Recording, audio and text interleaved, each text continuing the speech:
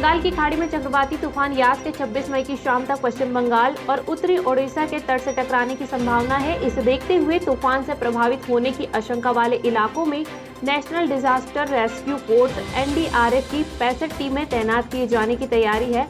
NDRF की 20 और टीमें भी तैयार रहेगी, जिन्हें जरूरत पड़ने पर तैनात किया जाएगा। मणिपुर में रविवार को सुबह सुबह भूकंप के झटके महसूस किए गए। भूकंप की जानकारी देने वाले नेशनल सेंटर फॉर सिस्मोलॉजी ने बताया कि ये भूकंप के झटके रविवार सुबह मणिपुर के उखरुल में महसूस किए गए। रिएक्टर स्केल पर इसकी तीव्रता 4.3 मापी गई। उखरुल में ये झटके सुबह 6:56 पर महसूस किए गए। इसकी गहराई जमीन से 109 किलोमीटर अंदर थी। मध्य प्रदेश के जबलपुर में व्हाइट फंगस का एक केस सामने आया है। संभवतः यह प्रदेश का पहला केस है। जबलपुर के गुप्तेश्वर क्षेत्र में पहला मरीज मिला है। यहाँ पर 55 वर्षीय व्यक्ति में कोविड-19 से ठीक होने के बाद व्हाइट फंगस संक्रमण का पता चला है। जबलपुर के Netaji Subhash Chandra Bose medical college dean doctor Pradeep Kasar ने इस संबंध में निर्देश जारी किए हैं। रायपुर में पूर्व प्रधानमंत्री स्वर्गीय राजीव गांधी की पुण्यतिथि पर अनेक संगठनों ने सेवाभावी कार्य किए। जरूरतमंदों को खाद्य सामग्री, मास्क आदि का वितरण किया। कांग्रेस के संगठित कामगार के नेतृत्व में वीरभद्र नगर, हामिद नगर, बंदवापारा, काली नगर, आमापारा में जरूरतमंद मजदूरों को खाद्य सामग्री, सैनिटाइजर, मास्क का वितरण किया गया। कोरोना की संभावित तीसरी लहर की रोकथाम के लिए सागर जिले में तैयारी शुरू हो गई है। सागर का पहला चिल्ड्रन कोविड सेंटर गड़ाकोटा में बनाया गया है। यहाँ संक्रमित बच्चों के साथ उनकी मां भी रुक सकती है। कोविड सेंटर पर झूला घर, किड्स गेम की पूरी व्यवस्था है। बच्चे पढ़ाई भी कर सकते हैं, इसलिए कोविड सेंटर को बच्चों के रूम जैसा तैयार किया गया है। नेपाल के राष्ट्रपति विद्यादेवी भंडारी ने नेपाल की संसद सभा को भंग कर मध्यावधि चुनाव के लिए नई तारीखों का ऐलान कर दिया है। यहाँ 12 और 19 नवंबर को मध्यावधि चुनाव होंगे। इससे पहले उन्होंने प्रधानमंत्री पद के लिए शेर बहादुर देउबा और केपी शर्मा ओली दोनों के दावों को खारिज किया। इजरायल और फिलिस्तीन के बीच 11 दिनों की जंग के बाद हुए संघर्ष विराम में अमेरिका की प्रमुख भूमिका है। राष्ट्रपति जो बाइडेन लगातार इजरायल के प्रधानमंत्री बेंजामिन नेतन्याहू के संपर्क में रहे हैं और उन पर युद्ध समाप्त करने का दबाव बनाते रहे। संघर्ष विराम लागू होने से पहले नेतन्याहू ने बाइडेन को खुद फोन करके बताया था कि वह युद्ध समाप्त करने वाले हैं, लेकिन इसके बावजूद बाइडेन चिंतित थे कि आखिरी वक्त में बात न बिगड़ जाए। चीन में यूनान प्रांत की यांगबी यी स्वायत्त काउंटी में एक के बाद एक आए भूकंप में कम से कम 3 लोगों की मौत हो गई और 27 अन्य घायल हो गए।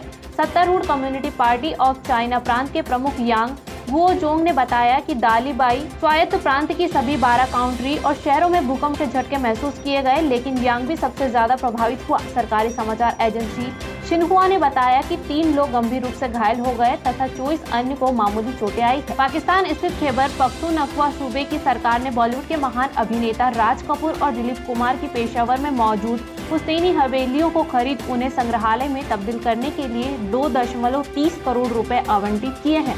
यह राशि पुरातत्व विभाग ने पेशावर के उपायुक्त को सौंपी है। यह कदम दोनों हवेलियों के मौजूदा मालिकों को खरीद के लिए अंतिम नोटिस जारी करने के बाद उठाया गया। अमेरिकी स्पेस एजेंसी नासा की एक टीम ने पाया कि मंगल पर ऑर्गेनिक सॉल्ट मौजूद है। ये नमक पहले मंगल पर रहे ऐसे ऑर्गेनिक कंपाउंड्स के हिस्से है, जिन्हें नासा का क्यूरियोसिटी रोवर पहले खोज चुका है। मंगल पर ऑर्गेनिक कंपाउंड्स और नमक भौगोलिक प्रक्रिया या जीवाणुओं के निशान हो सकते हैं। देश के कई हिस्सों में वैक्सीन की किल्लत की खबरों के बीच सीरम इंस्टीट्यूट ऑफ इंडिया के एग्जीक्यूटिव डायरेक्टर सुरेश यादव ने बड़ा बयान दिया है। देश में कोरोना वैक्सीन कोविशील्ड का उत्पादन कर रही कंपनी के एग्जीक्यूटिव डायरेक्टर ने वैक्सीन की किल्लत के लिए सरकार को जिम्मेदार बताया। उन्होंने कहा, सरकार ने वैक्सीनेशन ड्राइव को बढ़ाने के दौरान वैक्सीन के उपलब्ध स्टॉक और वर्ल्ड हेल्थ ऑर्गेनाइजेशन की गाइडलाइंस को ध्यान में नहीं रखा। ऑक्सीजन की कालाबाजारी के आरोप में गिरफ्तार दिल्ली के कारोबारी नवनीत कालरा पर अब ईडी ने शिकंजा कसना शुरू कर दिया है। जांच एजेंसी ने शनिवार को कालरा और उसके लंदन के दोस्त गगन दुग्गल के दिल्ली और गुरुग्राम स्थित 13 ठिकानों पर छापेमारी की है। कृषि कानूनों के खिलाफ आंदोलन की अगुवाई कर रहे संयुक्त किसान मोर्चा ने शुक्रवार को प्रधानमंत्री नरेंद्र मोदी को एक पत्र लिखा है। इसमें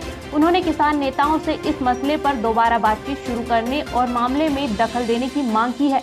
साथ ही चेतावनी दी है कि वे 26 मई से अपना विरोध तेज करेंगे। छत्तीसगढ़ के पूर्व सीएम स्वर्गीय अजित जोगी की पत्नी और कोटा से जेसीसी विधायक रेणु जोगी की शनिवार को गुरुग्राम के अस्पताल में सफल सर्जरी की गई। करीब 4 घंटे चले ऑपरेशन के बाद डॉक्टरों ने उनकी आंत से 6.5 सेंटीमीटर का ट्यूमर निकाल दिया। फिलहाल उन्हें डॉक्टरों की निगरानी में रखा गया है। पेट में ट्यूमर होने की शिकायत के बाद उन्हें 2 दिन पहले मेदांता अस्पताल में भर्ती कराया गया था। कांग्रेस की अंतरिम अध्यक्ष सोनिया गांधी ने शनिवार को ब्लैक फंगस को लेकर प्रधानमंत्री नरेंद्र मोदी को पत्र लिखा। सोनिया गांधी ने पत्र लिखकर पीएम मोदी से अनुरोध किया कि म्यूकरमाइकोसिस यानी ब्लैक फंगस का कहर बढ़ता जा रहा है। ऐसे में ब्लैक फंगस से निपटने के लिए पर्याप्त दवाओं का इंतजाम किया जाए। सरकार ने सोशल मीडिया कंपनियों को निर्देश दिया है कि वे अपने मंचों से उस सामग्री को हटाएं जिसमें कोरोना वायरस के कथित भारतीय स्वरूप का उल्लेख किया गया है।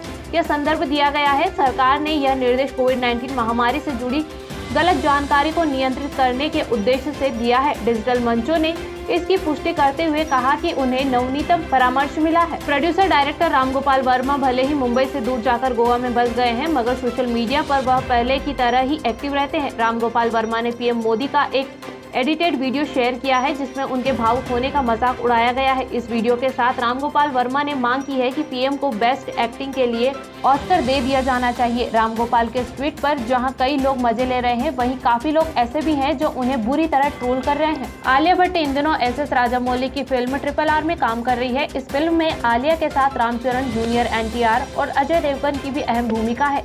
आलिया इस फिल्म में दक्षिण भारतीय फिल्मों में डेब्यू कर रही है। फिल्म में आलिया के किरदार का नाम सीता है। भारतीय क्रिकेट कंट्रोल बोर्ड के अध्यक्ष सौरव गांगुली ने WV रमन को भारतीय महिला टीम के कोच पद पर बरकरार नहीं रखे जाने को लेकर नाराजगी जताई है। रिपोर्ट के अनुसार गांगुली ने इस मुद्दे पर पत्रों के माध्यम से औपचारिक रूप से रमन को कोच पद से हटाए जाने पर आपत्ति जताई है। मदन लाल की अगुवाई वाली क्रिकेट सलाहकार समिति ने रमन को महिला टीम के कोच पद पर बरकरार नहीं रखा था और उनकी जगह रमेश पवार को टीम का नया कोच बनाया था। संयुक्त अरब अमीरात सरकार ने पाकिस्तान सुपर लीग कराने की इजाजत मिलते ही पाकिस्तान क्रिकेट बोर्ड इसकी प्लानिंग में जुट गया है। वो 5 जून से इस अबू धाबी में कराने की तैयारी में है। टूर्नामेंट के आगाज से पहले सभी टीमों को 10 दिन के क्वारंटाइन में रहना होगा। जानकारी के मुताबिक जो नियम और शर्तें साइन की गई है उसके मुताबिक खिलाड़ियों, अधिकारियों और ब्रॉडकास्ट चैनल के क्रू मेंबर के लिए 10 दिन का क्वारंटाइन अनिवार्य है।